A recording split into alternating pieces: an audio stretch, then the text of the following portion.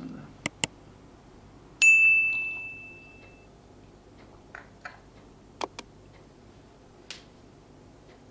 Assalamualaikum warahmatullahi wabarakatuh. Sahabat Ngopi Pahit yang berbahagia, saudara sebangsa dan sanair. Apa kabar Anda semua hari ini?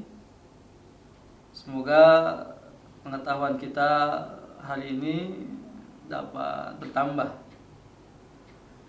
Untuk selanjutnya, pengetahuan tersebut membantu kita untuk memperbaiki keadaan kita hari ini jauh lebih baik dari keadaan yang sebelumnya.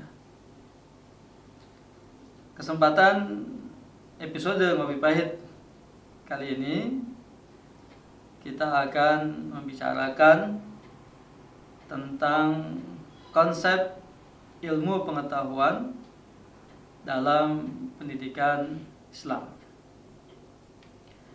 Kita tahu bahwa ilmu pengetahuan merupakan satu hal yang membedakan antara kita sebagai manusia dengan makhluk-makhluk Allah Subhanahu wa Ta'ala yang lainnya. Ilmu pengetahuan itu dapat mengantarkan kita untuk melakukan hal-hal yang dapat mendukung kebaikan kehidupan kita. Kalau kita melihat dan mendengar serta membaca ulasan-ulasan para ulama terdahulu, bahwa sekian banyak ilmu pengetahuan itu memiliki keutamaan yang sudah tidak asing bagi kita, bahwa ilmu pengetahuan itu merupakan satu hal yang sangat dimuliakan oleh Allah Subhanahu wa Ta'ala. Allah memberikan kemuliaan kepada manusia dengan ilmu pengetahuan ini. Lalu Allah tingkatkan derajat mereka pun dengan ilmu pengetahuan. Kemudian diterangkan dalam hadis Nabi SAW bahwa ilmu itu merupakan harta warisan para nabi dan rasul, dan keutamaannya orang yang memiliki ilmu pengetahuan dengan yang tidak, seperti keutamaan bulan purnama dari bintang-bintang, dan sekian banyak lagi keutamaan-keutamaan yang lain yang kita telah paham betul ya, tentang hal ini. Karena memang juga bahwa salah satu tugas dan fungsi dari pendidikan itu adalah membekali para siswa peserta didik dengan ilmu pengetahuan, keterampilan yang berguna dan bermanfaat bagi mereka. Para ulama menerangkan juga kepada kita tentang hakikat dari ilmu pengetahuan itu sendiri. Apa yang disebut dengan ilmu? Al-Imam Al-Ghazali rahimahullah menerangkan bahwa ilmu adalah ma'rifatu syai' bima huwa alaihi, atau kama qala rahimahullah ta'ala, mengenali sesuatu secara hakikatnya, artinya dengan detail, pengenalan yang sebenarnya, tidak hanya sekedar dia tahu dan mengenal, tetapi memang pengenalan secara mendalam. Lalu kemudian dari mana proses pengenalan sesuatu itu secara mendalam atau menurut hakikatnya dapat diperoleh ya. Dalam konsep pendidikan Islam, bahwa ilmu tidak semata-mata yang dapat dipahami secara rasionalitas atau sejalan dengan akal dan logika manusia. Lalu objeknya dapat dikenali secara empiris, dapat dikaji melalui riset-riset, penelitian dengan metodologinya, sehingga hasilnya pun secara empiris. Tidak hanya semata-mata seperti itu, namun ya dalam konsep pendidikan Islam, ya, ilmu atau hakikat ilmu ya juga dapat diperoleh melalui sumber yang terpercaya, dapat dikenali dengan istilah al-khabar as-sadiq, pemberitaan yang jujur, yang benar, yang terpercaya. Dalam hal ini secara hierarki, al-khabar as-sadiq yang tertinggi adalah wahyu dari Allah Subhanahu wa taala.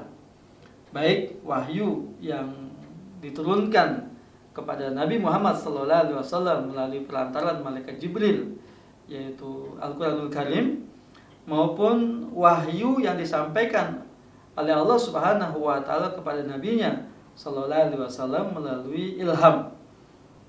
Nah, kemudian dari sini hasil daripada wahyu tersebut adalah apa yang kita kenal dengan hadis atau sunnah Nabi Sallallahu Alaihi Wasallam. Selama penukilan keduanya melalui rangkaian sanad, rangkaian perawi yang menyampaikan wahyu tersebut dapat dipercaya, dapat dipertanggungjawabkan secara kredibilitasnya, maka kita dapat menerimanya sebagai sebuah sumber wahyu atau sumber ilmu pengetahuan dari wahyu itu sendiri, maksud saya. Ya, sehingga tidak hanya sebatas pada sesuatu yang dapat ditangkap oleh nalar dan logika kita. Dalam hal ini ada satu riwayat yang populer dari sahabat besar Ali bin Abi Thalib radhiyallahu anhu, di mana ia meriwayatkan, "Law kana ad-dinu bil ra'yi lakana asfalul khuffi aula bil mashi min a'lahu. Wallahi laqad ra'aitu Rasulullah sallallahu alaihi wasallam yamsahu a'la khuffaihi aw kama qala radhiyallahu anhu wa ardahu." Ia mengatakan sekiranya agama ini semata-mata didasari oleh ra'yu, yaitu pendapat, rasio, nalar, akal dan logika, niscaya alas sepatu lebih layak untuk dibersihkan atau diusap daripada bagian atasnya. Demi Allah, sungguh aku melihat Rasulullah SAW mengusap bagian atas kedua sepatunya. Dari sini kita dapat memahami betul bahwa agama itu tidak semata-mata berdasarkan kepada akal, logika, ya, nalar dan rasio. Tapi ya wahyu itu tidak akan bertentangan dengan akal yang sehat, karena wahyu itu bersumber dari zat yang maha mengetahui. Kemudian daripada itu, jika kita ingin juga mengklasifikasikan jenis-jenis dari ilmu pengetahuan itu sendiri, ya, banyak sekali klasifikasi yang diberikan oleh para ulama sesuai dengan sudut pandang mereka. Di antaranya adalah apa yang dikenal dengan al-ulum asyariyah diniyah dan al-ulum al-kauniyah ad-dunyawiyah. Lalu juga ada al-ulum an-nazariyah, lalu ada al-ulum al-amaliyah.